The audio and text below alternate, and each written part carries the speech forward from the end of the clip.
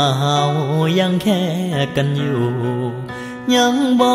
ยากให้ไผหูว่าเฮาเศร้าเป็นแฟนกัน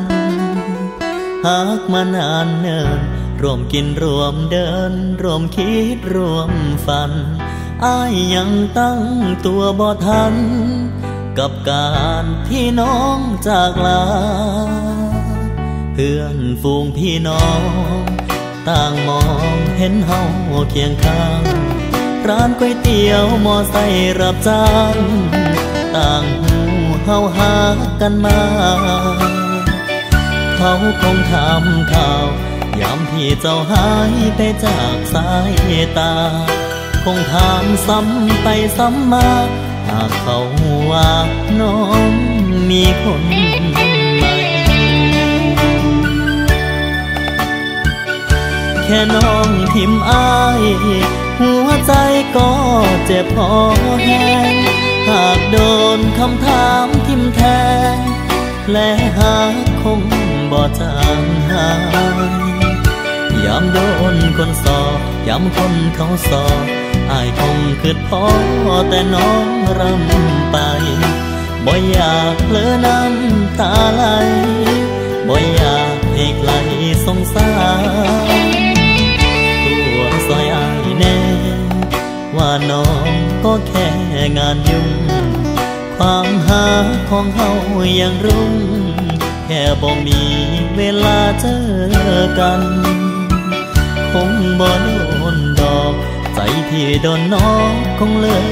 เสียควันแต่ก่อนจะถึงวันนั้นต่อสายมาแน่ถ้าแค่กันอยู่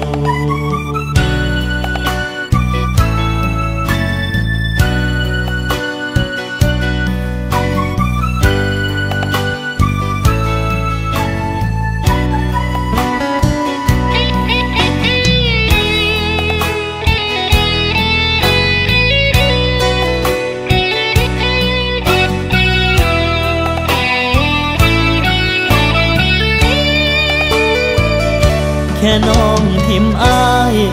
หัวใจก็เจ็บพอแห้ง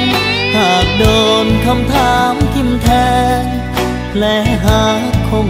บ่จางหายยามโดนคนสอบยามคนเขาสอบอ้ายคงคิดพอแต่น้องรำไปบ่อยากเผลอน้ำตาไหลบ่อยากให้ไกลสงสารซอยอ้ายแน่ว่าน้องก็แค่งานยุ่งความหาของเฮายังรุ่งแค่บ่มีเวลาเจอกันคงบ่โดนดอกใจที่โดนน้องคงเลยเสียควันแต่ก่อนจะถึงวันนั้นต่อสายมาแน่ถ้าแค่กันอยู่